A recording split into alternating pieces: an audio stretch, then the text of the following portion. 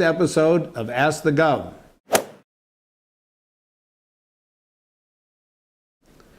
Our first question comes from Aaron in Cedar Falls via email. Aaron asks, I agree we need to get serious about our state's fiscal future, but how can we do this while cutting key economic and tourism development and education programs? Well, first of all, let me just say that we inherited a financial mess. $900 million of one-time money used for paying ongoing expenses. So the first thing we had to do is get the state's financial house in order to avoid the fiascos of the past, the 10% across the board cut that occurred in 2009 and underfunding education by $215 million last year, pushing it on to local schools to have to raise property taxes. This is not the way state government ought to operate.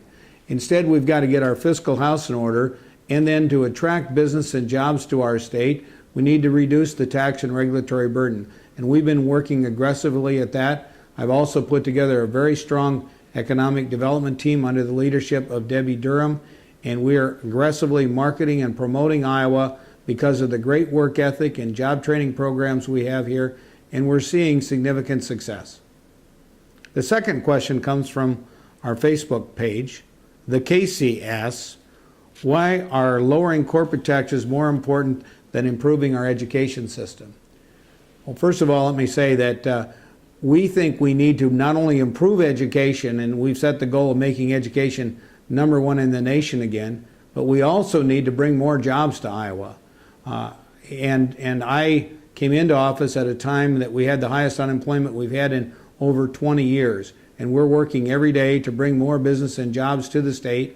At the same time, we saw education receive a 10% across the board cut in 2009, and last year the governor and legislature purposely underfunded the school aid formula by over $200 million.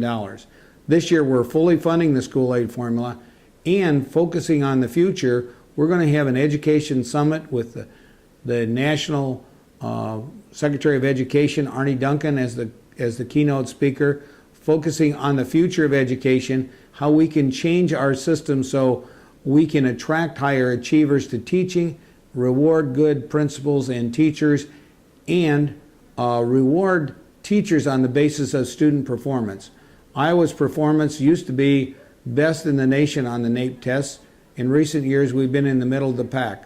We want to be back to being the best in the nation and world-class competitive, and that's why this Education Summit gives us an opportunity to dramatically change the way we're funding education and put more focus on student performance and more money going to reward good teachers and make our education system more competitive. Other states are making dramatic changes there. I want to see us do that next year. Our final question comes from Dawn of Urbandale. Dawn asked the following question via Facebook. I would like to know about keeping some of our ethanol fuel in Iowa at a cheaper rate. Actually, Iowa has some really good incentives for ethanol, and ethanol blended fuel in this state sells for 13 cents a gallon less than regular gasoline. We are the leading producer of ethanol. We also have the large fleet of E85 vehicles that the state has, and many individuals are now also purchasing E85 vehicles as we're getting more E85 pumps, and in the future hopefully blender pumps as well. We also have legislation pending that I intend to approve in the not too distant future that will provide some additional incentives and assistance as we try to move to more blender pumps and move up from E10 to E15 once the EPA rules are settled. So we're very excited about the future use of ethanol in our state, and we're proud that Iowa is the leading producer of ethanol of all 50 states.